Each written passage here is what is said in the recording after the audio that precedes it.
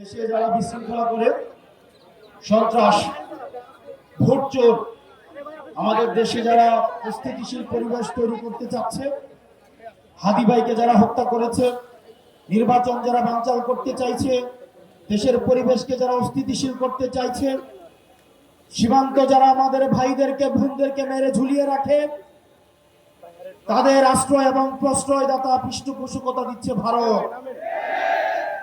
ভারতকে স্পষ্ট ভাষায় বলতে চাই, যারা আমার দেশের সার্বভৌমত্বকে বিশ্বাস করে না, যারা আমার দেশের সম্ভাবনাকে বিশ্বাস করে না, যারা ভোটাধিকারকে বিশ্বাস করে না, মানবাধিকারকে বিশ্বাস করে না, যারা এই দেশের সন্তানদেরকে বিশ্বাস করে না, আপনারা যেহেতু তাদেরকে আশ্রয় প্রশ্রয় দিচ্ছেন, কথা স্পষ্ট করে বলে দিতে চাই, ভারতের যারা সেপারেটিস্ট আছে বাংলাদেশে আমরা তাদেরকে আশ্রয় প্রশ্রয় দিয়ে যে সেভেন সিস্টার রয়েছে সেটাকে বাংলাদেশ থেকে ভারত থেকে এই হাসিনার পৃষ্ঠপোষক স্পষ্ট ভাষায় দিনের আলোর মতো স্পষ্ট স্বচ্ছ তাদেরকে ভারত অর্থ দিয়ে, তাদেরকে অস্ত্র দিয়ে, ট্রেনিং দিয়ে বাংলাদেশের বিরুদ্ধে তাদেরকে দাঁড় করিয়ে দিচ্ছে। আমাদের ভারতের বিরুদ্ধে একটি পার্শ্ববর্তী দেশ বলার কোনো সুযোগ নাই। আপনারা জবানে স্পষ্ট করতে হবে, এই বাংলাদেশকে ভারত একটা ফিলিস্তিন বানাইতে চায়। আমাদেরকে সবাইকে ঐক্যবদ্ধ হতে হবে। ক্ষমতার জন্য, গদির জন্য, মন্ত্রণালয়ের জন্য যারা দিল্লিকে কিবলা দিচ্ছে, এই বাংলাদেশের স্বাধীনতা তারা তৃতীয়বারের মতো বিক্রি করে দেওয়ার প্রস্তুতি নিচ্ছে।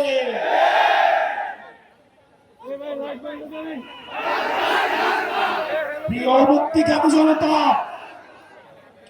আপনার আমার মৃত্যু এই নির্বাচন কমিশনের কাছে কেবলমাত্র একটি সংখ্যা। অথর্ব নির্বাচন কমিশন বলে হাদির মৃত্যু নাকি একটি বিচ্ছিন্ন ঘটনা।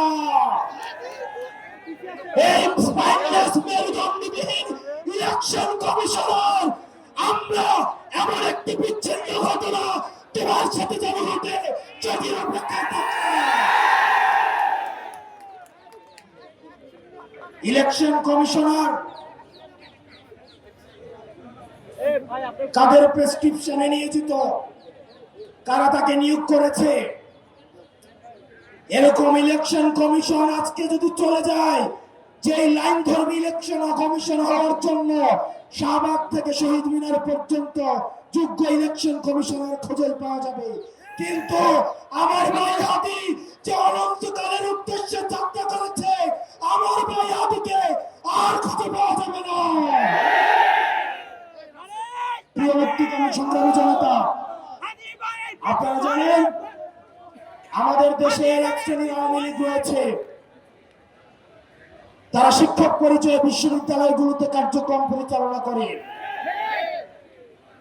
যারা টকশোজীবী নামে হচ্ছে টেলিভিশনগুলোতে হত্যার বৈধতা উৎপাদন করে, যারা নাট্যকর্মী পরিচয়ে, যারা নাটক সিনেমাতে আমাদের মতো সংগ্রামী মানুষের মৃত্যুর বৈধতা উৎপাদন করে,